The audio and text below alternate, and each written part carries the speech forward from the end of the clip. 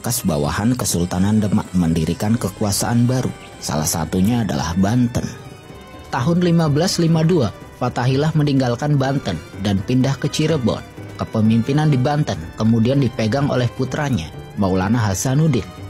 Secara resmi, Sultan Maulana Hasanuddin menjadi sultan pertama di Banten. Sultan Maulana Hasanuddin membangun pusat pemerintahannya di wilayah yang diberi nama Surosawan. Di tempat itu pula dibangun sebuah masjid besar. Masjid tersebut masih ada hingga sekarang dan dikenal sebagai Masjid Agung Banten. Masjid besar tersebut tidak hanya sebagai tempat peribadatan, tetapi juga sarana pertemuan sultan dengan rakyatnya. Sultan Maulana Hasanuddin mampu menghilangkan sekat-sekat kekuasaan yang melekat pada dirinya ketika berhubungan dengan rakyatnya.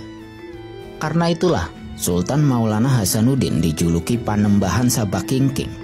Artinya adalah pemimpin yang bijaksana dan diterima oleh masyarakat dari mana saja.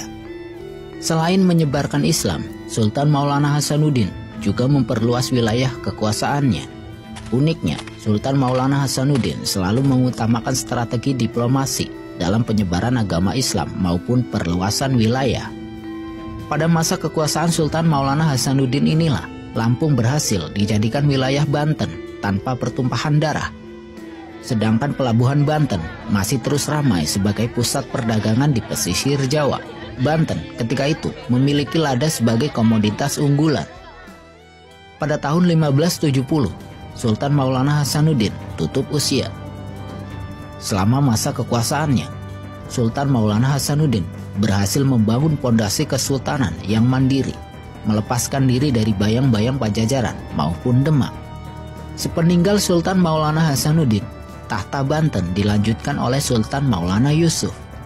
Di masa kekuasaan Sultan Maulana Yusuf inilah, Pajajaran yang berpusat di Pakuan mulai mendapatkan tekanan. Dari era Demak hingga Sultan Maulana Hasanuddin, Pajajaran masih tetap berdiri dan menjadi satu-satunya kerajaan Hindu-Buddha yang tersisa di tanah Jawa.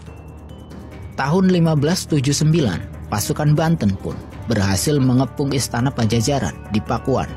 Pengepungan itu berhasil mengakhiri dinasti Pajajaran yang telah berusia ratusan tahun. Jatuhnya Pajajaran memperkuat kedudukan politik dan ekonomi Banten di bagian barat Jawa.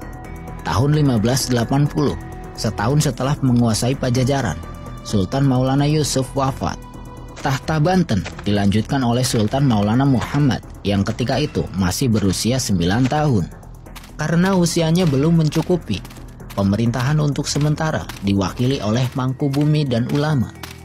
Setelah usia mencukupi, Sultan Maulana Muhammad mulai memegang kendali pemerintahan. Pada tahun 1596, Sultan Maulana Muhammad memimpin ekspedisi militer ke Palembang. Ekspedisi militer ini sebagai jalan untuk menguasai rute perdagangan laut di pesisir timur Sumatera hingga ke Selat Malaka.